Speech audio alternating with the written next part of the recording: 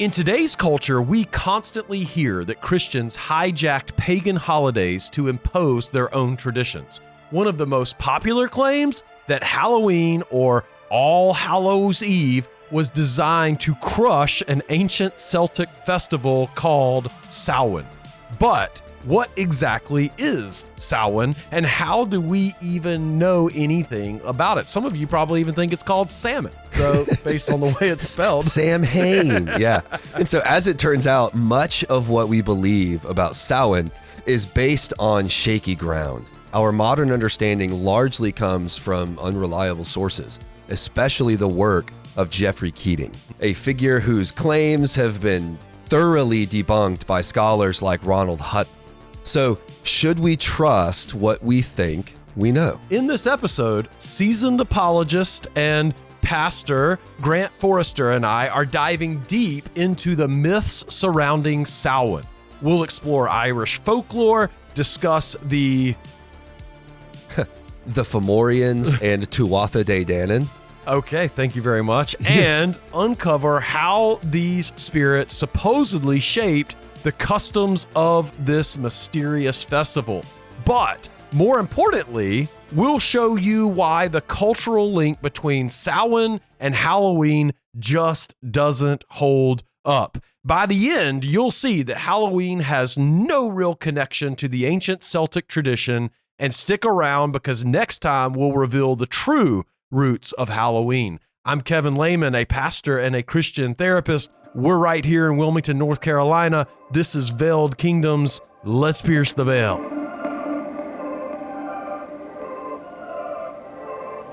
So in today's episode, we have three main sections. We have what is Samhain? How does Samhain play into Halloween, or our conversation on Halloween? And where did our knowledge of this pan-spiritual, pan-Celtic festival come from? The first thing we have to do is we have to understand what this thing was supposed to be. What is Samhain? And to do that, I sort of have to lay the foundation and groundwork Love it. for Irish folklore. You're going to hear a lot of names that you aren't familiar with. Kevin's not familiar with these names either, so it's okay. And the fun part will be how Kevin and I both switch back and forth between Celtic and Celtic. I actually don't know how the word is supposed to be said. Like the Boston Celtics. Yes, there you go. They're not the Bolton. They're not the Boston Celtics. Yeah, I guess. I probably would call them that. Probably get jumped at one of the games. Yeah. So the Irish folklore background. So this is going to sound wild, especially if you've never heard any of the mythology. But I'm going to just run through it really quick. If you want more information, let us know. I can send you more resources on it. A longer form podcast by some guys named Sword and Staff. They cover this really well too. So the beginning of Ireland starts with the flood, as all of these stories tend to start with. Yep. The original inhabitants of the land of Ireland were called the Fomorians. Yes. So does that mean like they believe the island like came out of the flood and that's where it originated? Yeah. So there's a global flood story. And so. But you said it begins with the global. So there was no Ireland before the flood. Oh, I don't know.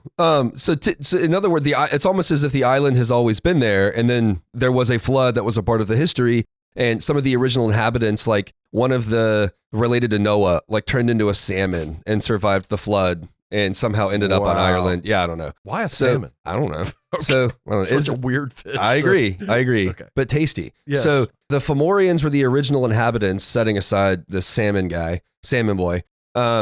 And the Fomorians were giants, and they were from the sea.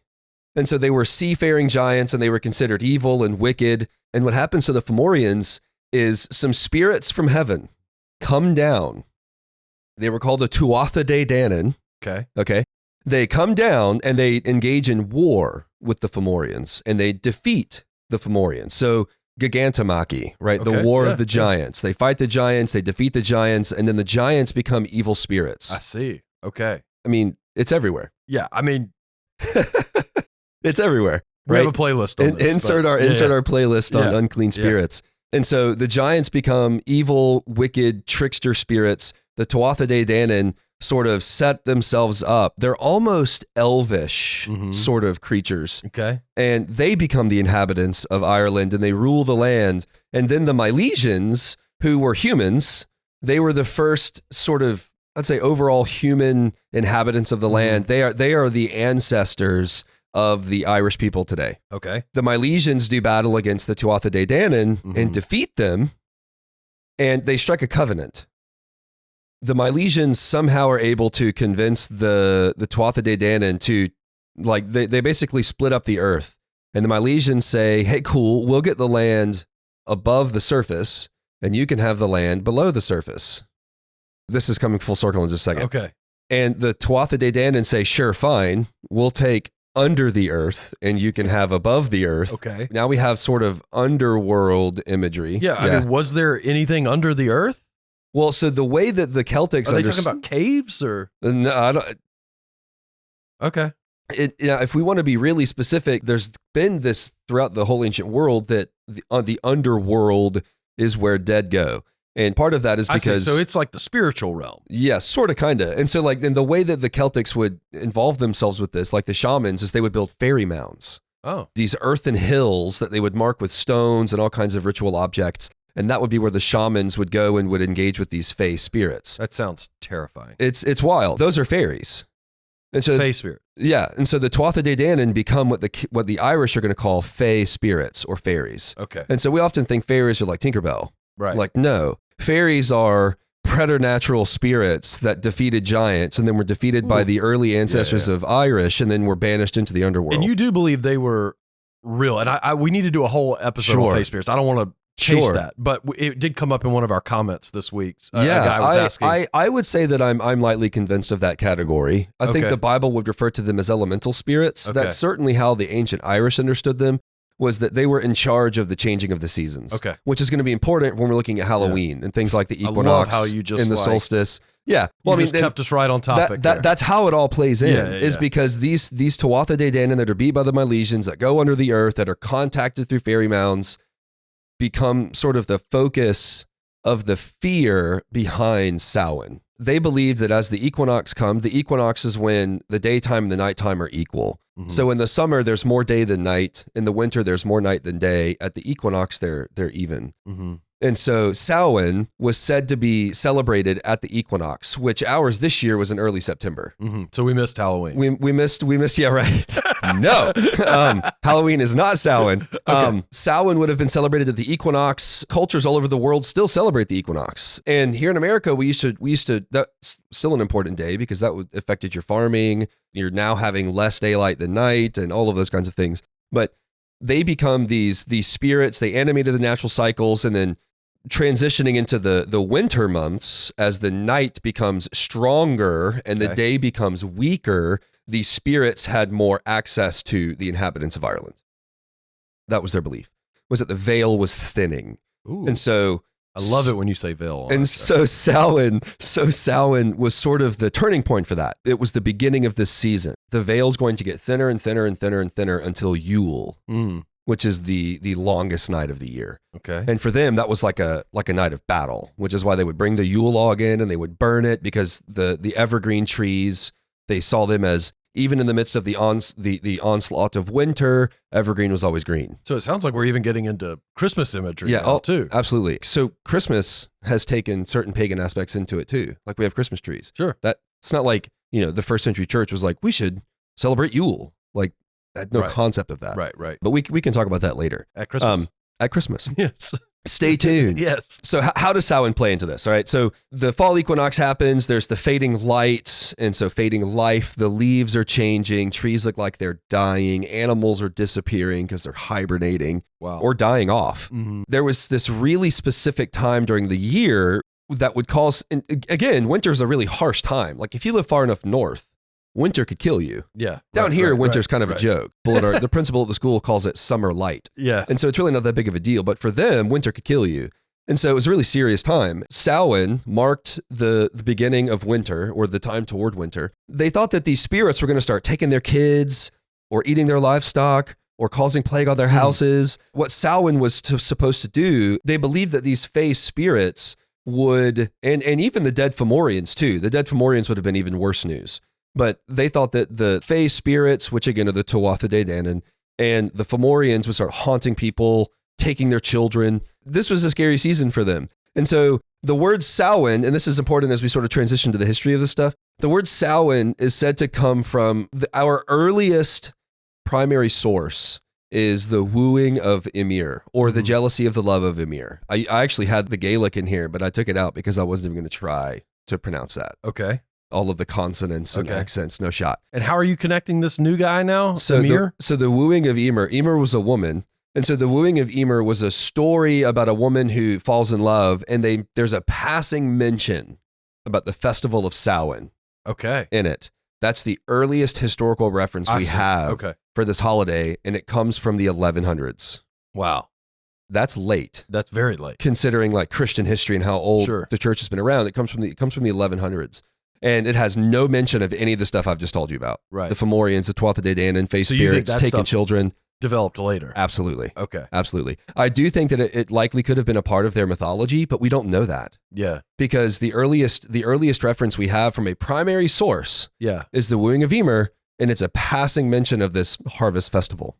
Why then would they have the mythology of the flood in there? Like, did they add that thousands and thousands and thousands of years later? Yeah. And so the question is, who's they? Because nobody was writing this stuff down. So literacy was a really Christian concept, really a Jewish concept, that they needed to know the Torah. Right. They needed to know how to scribe and write the Torah and study the Torah. The first century church was the same way. We need to make copies of this stuff and get this stuff out. And so literacy was a very Christian concept, not so for the pagan world. They didn't really need to know how to write stuff or read stuff. They just communicated. They had symbols for certain things, but not necessarily literacy. Like scrolls and stuff where they document. I mean, didn't some of the old English kings and stuff like that, didn't they have huge libraries of scrolls where they were writing? Post-Christendom.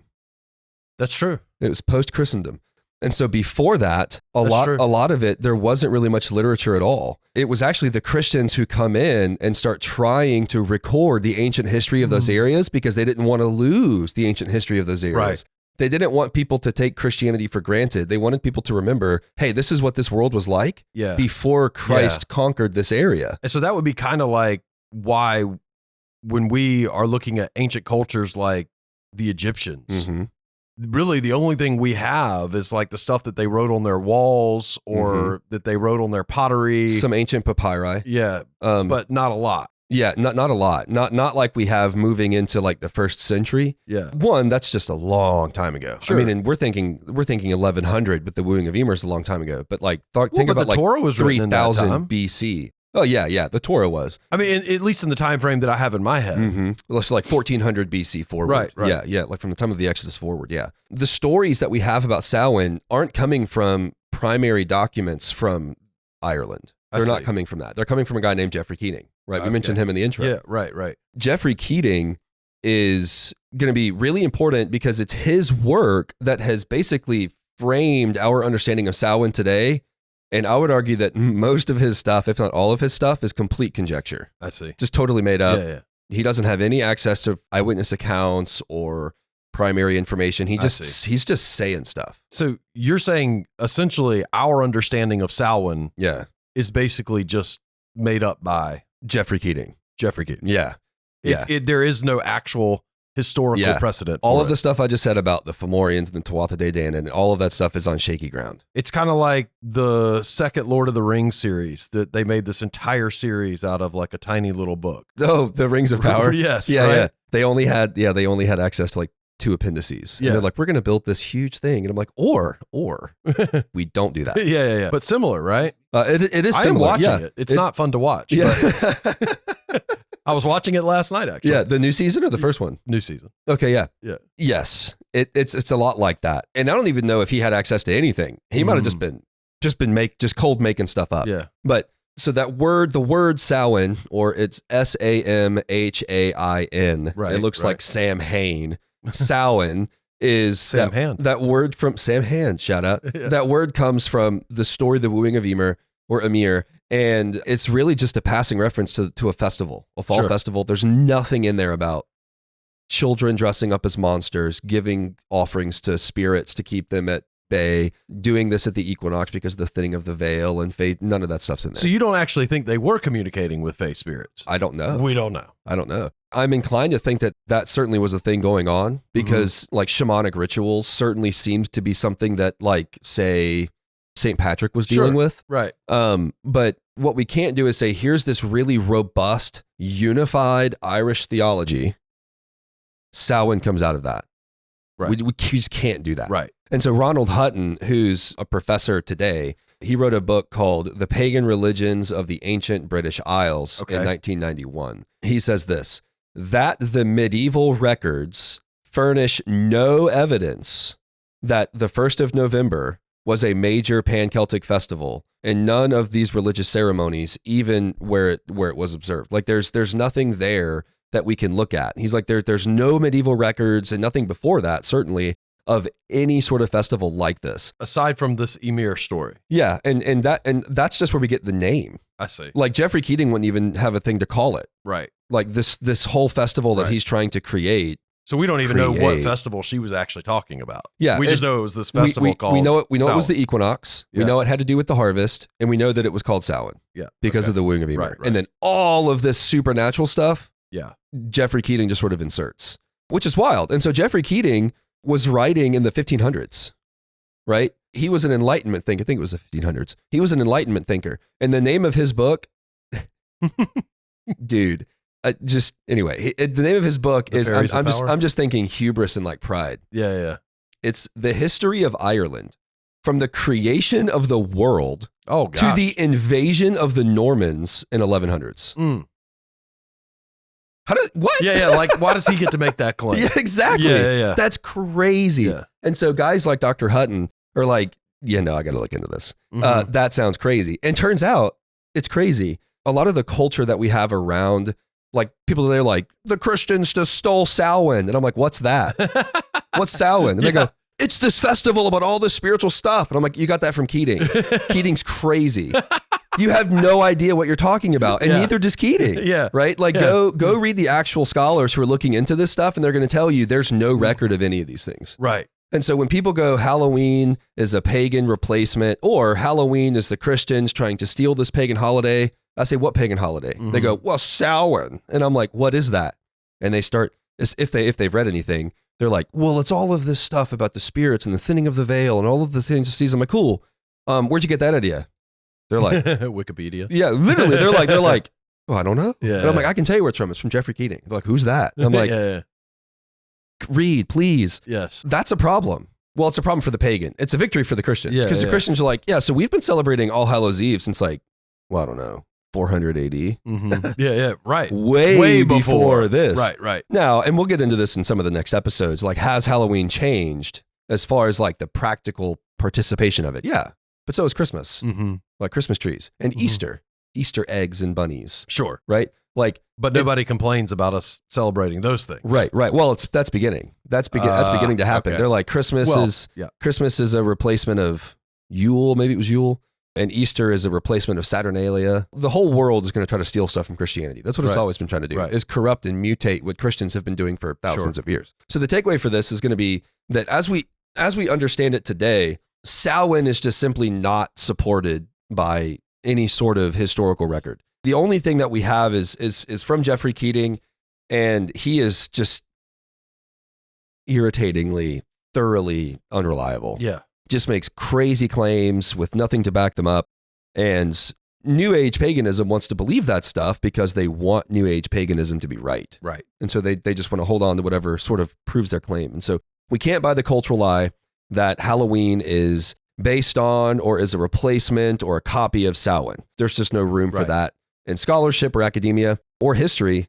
And so there's a lot to this discussion, but remember that Halloween, if you take anything away from this, Halloween is not Samhain. It's not a replacement of it or a copy of it. Yeah.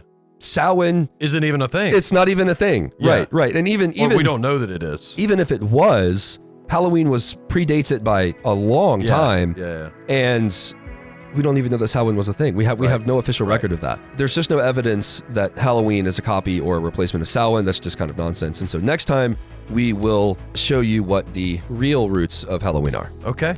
Well, that is all we have time for today. If you've been with us this far, we have to assume this has been helpful to you. So please consider giving a like to the video or a subscribe to the channel. We're so close to our 1,000. You can really help us out with that subscribe. Grant, thank you so much for being here. Oh man, it's been an absolute pleasure. Thank you all for joining us, and God bless.